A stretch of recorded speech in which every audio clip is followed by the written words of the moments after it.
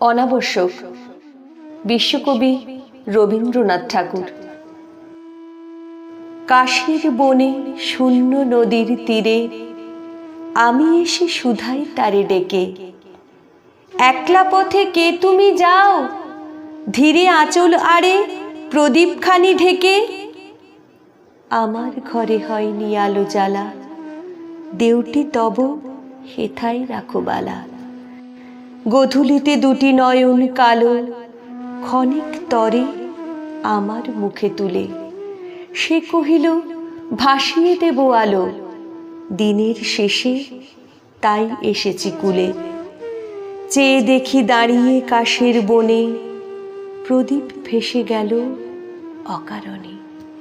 ভরা সাঁঝে আঁধার হয়ে এলে আমি এসে শুধাই ডেকে তারে, তোমার ঘরে সকল আলো জেলে এ দীপখানি সপিতে যাও কারে।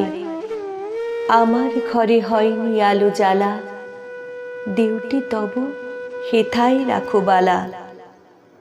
আমার মুখে দুটি নয়ন কালো, ক্ষণিক তরে রইল চেয়ে ভুলে। সে কহিল আমার এ যে আলো, আকাশ প্রদীপ শূন্যে দিব তুলে। চেয়ে দেখি শূন্য গগন কোণে, প্রদীপখানি জ্বলে অকারণে।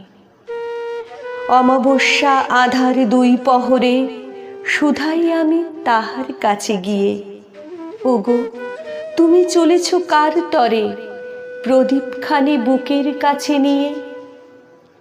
আমার ঘরে হয়নি আলো জ্বালা, দেউটি তব হেথায় রাখো বালা। অন্ধকারে দুটি নয়ন কালো, ক্ষণিক মোরে দেখলে চেয়ে তবে। সে কহিল এনেছি এই আলো, দীপালিতে সাজিয়ে দিতে হবে। চেয়ে দেখি লক্ষ দীপের সনে, দীপখানি তার জ্বলে অকারণে।